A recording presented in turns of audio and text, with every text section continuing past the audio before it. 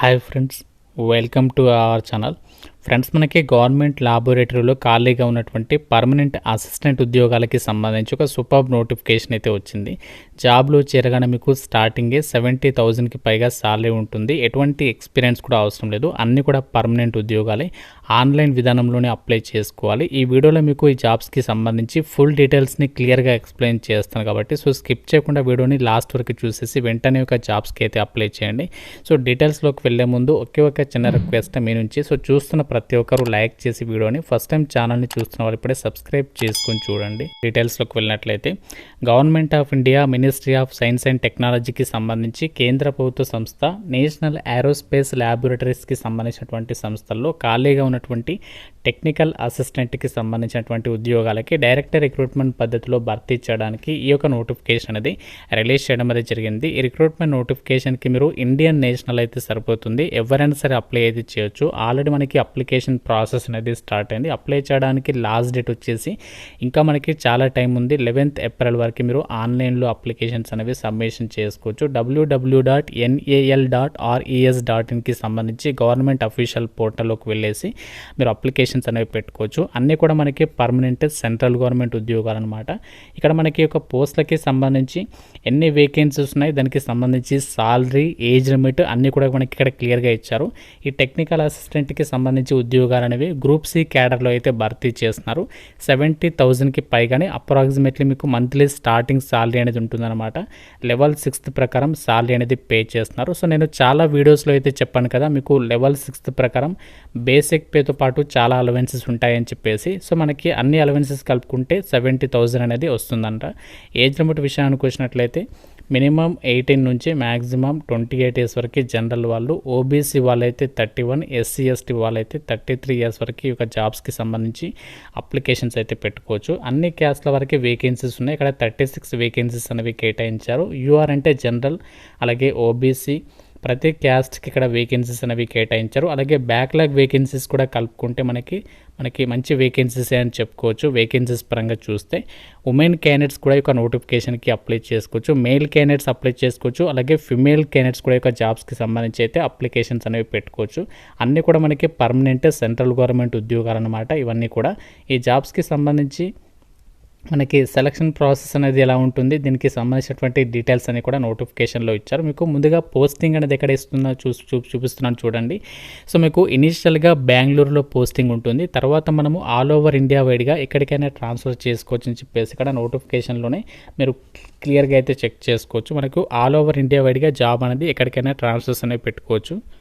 మిగతా government job నోటిఫికేషన్స్తో compare చేస్తే ఈ యొక్క టెక్నికల్ అసిస్టెంట్ ఉద్యోగాలకి సంబంధించి సెలక్షన్ ప్రాసెస్ అనేది మనకి ఇక్కడ మీరు డిఫరెంట్గా చూడొచ్చు. ఎందుకంటే మనకి ఇక్కడ కాంపిటీషన్ కూడా చాలా తక్కువగా ఉంటుంది. ఎందుకంటే మనకి ఇక్కడ సెలక్షన్ ప్రాసెస్లో ఫస్ట్ మీకు ట్రేడ్ టెస్ట్ అనేది కండక్ట్ చేస్తారు. దాని తర్వాతనే మనకి ఈ యొక్క రిటర్న్ ఎగ్జామినేషన్ అనేది ఉంటుంది. కాబట్టి ట్రేడ్ టెస్ట్ అనేది ఎవరైతే పాస్ అవుతారో వాళ్ళకి మాత్రమే ఎగ్జామ్ పెడతారు. కాబట్టి చాలా తక్కువ సంఖ్యలో కాంపిటీషన్ ఉండే అవకాశం ఉంది. ఎవరైతే టెస్ట్ పాస్ అవుతారో వాళ్ళకి మాత్రమే రాత పరీక్ష అనేది కండక్ట్ చేస్తారు. ఈ యొక్క రిటర్న్ ఎగ్జామినేషన్ వచ్చేసి ఏంటంటే ఇందులో 3 పేపర్స్ అయితే ఉంటాయి. పేపర్ 1 అనేది క్వాలిఫైయింగ్ నేచర్లో చూస్తారు. పేపర్ 2, పేపర్ 3 అనేది ఫైనల్ మెరిట్ లిస్ట్ కింద అయితే పరిగణలోకి తీసుకోవడం జరుగుతుంది. టోటల్గా వచ్చేసి 200 క్వశ్చన్స్కి ఎగ్జామ్ అనేది కండక్ట్ చేస్తారు. 3 అవర్స్ టైం అనేది ఇస్తారు. మనకి డిప్లొమా లేదా గ్రాడ్యుయేషన్ లెవెల్లో మనకి ఆ యొక్క స్టాండర్డ్లో క్వశ్చన్ పేపర్ అనేది ఉంటుంది. ఇంగ్లీష్ అండ్ హిందీ లాంగ్వేజ్లో క్వశ్చన్స్ వస్తాయి. మల్టిపుల్ చాయిస్ విధానంలోనే ఎగ్జామ్ అనేది ఉంటుంది. పేపర్ 1 వచ్చేసి అందరికీ కామన్గా ఉంటుంది. మెంటల్ అబిలిటీ టెస్ట్ 50 క్వశ్చన్స్ అడుగుతారు, 2 మార్క్స్ ప్రతి కరెక్ట్ ఆన్సర్కి. పేపర్ 1లో నెగటివ్ విధానం అనేది ఉండదు. మెంటల్ అబిలిటీ అంటే మనకి general intelligence, quant, reasoning, problem solving, situational judgement topic మీద క్వశ్చన్స్ అడుగుతారు. పేపర్ 2లో ఏంటంటే మీకు జనరల్ అవేర్నెస్ నుంచి 25, ఇంగ్లీష్ లాంగ్వేజ్ నుంచి 25 క్వశ్చన్స్. ఇందులో మీకు ప్రతి కరెక్ట్ ఆన్సర్కి 3 మార్క్స్ అనేవి కేటాయిస్తారు. ప్రతి రాంగ్ ఆన్సర్కి 1 మార్క్ అనేది డిడక్ట్ చేస్తారు. 30 మినిట్స్ టైం అనేది ఉంటుంది పేపర్ 2కి. పేపర్ 3కి వచ్చేసి 90 మినిట్స్ టైం ఉంటుంది. 100 క్వశ్చన్స్ అడుగుతారు. ఇందులో మనకి పేపర్ 3 వచ్చేసి ఏంటంటే మీరు ఏ పోస్ట్కి అయితే అప్లై చేస్తారో సంబంధిత డిసిప్లిన్, సంబంధిత సబ్జెక్ట్స్కి సంబంధించి టాపిక్స్ మీద క్వశ్చన్స్ అడుగుతారు.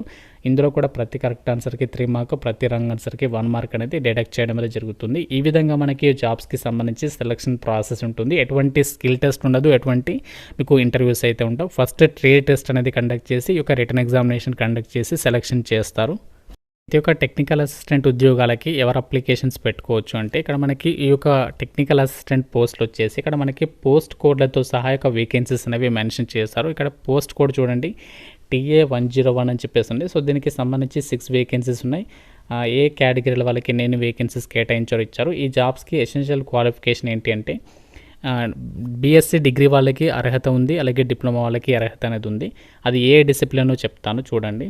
డిప్లొమా వాళ్ళకు వచ్చేసి మినిమం 60% మార్కులతో ఎలక్ట్రానిక్స్ లేదా ఎలక్ట్రానిక్స్ అండ్ కమ్యూనికేషన్కి సంబంధించి విభాగంలో మీరు డిప్లొమా అనేది పాస్ అయి ఉండి అట్లీస్ట్ 2 years ఎక్స్పీరియన్స్ అనేది రెలవెంట్ ఫీల్డ్లో ఉండాలి. అలాగే mechanical, chemical, computer science, next ఏంటి అంటే ఇక్కడ civil engineering, electrical and electronics, metallurgy, electrical engineering, aircraft maintenance engineering. So ఈ యొక్క సంబంధిత డిసిప్లిన్లలో ఇన్స్ట్రుమెంటేషన్ ఇంజనీరింగ్ ఈ యొక్క విభాగాల్లో మీరు డిప్లొమా అనేది కంప్లీట్ చేస్తుండే మినిమం 60% ఆఫ్ మార్క్స్తో ప్లస్ 2 years ఎక్స్పీరియన్స్ అనేది ఉండాలి. ఉంటే అప్లై చేసుకోవచ్చు. లేకపోతే మీరు ఇక్కడ కొన్ని పోస్టులకి ఇక్కడ బీఎస్సీ డిగ్రీ వాళ్ళకి కూడా ఛాన్స్ ఉంది. సో బీఎస్సీ ఏ డిగ్రీ వాళ్ళకి ఛాన్స్ ఉందంటే ఇక్కడ చెప్తాను చూడండి. BSc computer science, so BSc computer science ఎవరైతే ఉంటారో సో వాళ్ళకి, అలాగే నెక్స్ట్ ఏంటంటే మల్టీమీడియా అండ్ యానిమేషన్కి సంబంధించి, అలాగే బీఎస్సీ ఫిజిక్స్ చదువుంటారు కదా, so BSc physics and BSc aircraft మెయింటెనెన్స్కి సంబంధించి. సో ఈ యొక్క విభాగాల్లో ఎవరైతే పర్టికులర్గా బీఎస్సీ డిగ్రీ కానీ డిప్లొమా కానీ చేస్తుంటారో వాళ్ళు అప్లై చేసుకోవచ్చు. కాకపోతే ఇక్కడ డిప్లొమా వాళ్ళకి 2 years ఎక్స్పీరియన్స్ అడిగారు. బీఎస్సీ డిగ్రీ వాళ్ళకి అయితే 1 year ఎక్స్పీరియన్స్ అనేది ఉండాలి అని చెప్పేసి నోటిఫికేషన్లో మెన్షన్ చేయడం అనేది జరిగింది. ఈ క్వాలిఫికేషన్స్ ఉన్నట్లయితే మీరు అప్లికేషన్స్ పెట్టుకోవచ్చు. అయితే ఒక జాబ్స్కి సంబంధించి అప్లికేషన్ ప్రాసెస్ మనము ఆన్లైన్లోనే అప్లై చేయాలి. ఫీజు విషయానికి వచ్చినట్లయితే ఉమెన్ క్యాండిడేట్స్కి, అలాగే SC/ST PWD ex servicemen candidates ఫ్రీగా అప్లై చేసుకోవచ్చు. మిగతా వాళ్ళు మాత్రమే 500 రూపీస్ అప్లికేషన్ ఫీ అనేది ఆన్లైన్లో పే చేయాల్సి ఉంటుంది. ఇది మనకి CSIR కింద పనిచేస్తున్నటువంటి నేషనల్ ఏరోస్పేస్ ల్యాబొరేటరీస్కి సంబంధించి బెంగళూరులో ఉన్నటువంటి ఒక కేంద్ర ప్రభుత్వ సంస్థ నుంచి రిలీజ్ అయినటువంటి పర్మనెంట్ సెంట్రల్ గవర్నమెంట్ ఉద్యోగాలకి సంబంధించినటువంటి జాబ్స్ నోటిఫికేషన్ డీటెయిల్స్. సో అన్నీ కూడా పర్మనెంట్ జాబ్స్ కాబట్టి పర్టికులర్గా డిప్లొమా అలాగే బీఎస్సీ డిగ్రీ సంబంధిత విభాగాల్లో కంప్లీట్ చేసినటువంటి క్యాండిడేట్స్ అయితే మీకు ఎలిజిబిలిటీ ఉంటే మాత్రం మిస్ చేసుకోకండి. సో డెఫినెట్గా అప్లికేషన్స్ పెట్టుకొని మీకు క్వార్టర్స్ ఇస్తారు, చాలా రకాల ఫెసిలిటీస్ అయితే ఉంటాయి కాబట్టి సో తప్పనిసరిగా అప్లికేషన్స్ అయితే పెట్టుకోండి. ఏమైనా డౌట్ ఉంటే నాకు కామెంట్ రూపంలో అడగండి. ప్రతి ఒక్కరూ లైక్ చేసి ఒక వీడియోని మీ ఫ్రెండ్స్కి అయితే షేర్ చేయండి. ఛానల్ని సబ్స్క్రైబ్ చేసుకోండి. Thank you so much guys.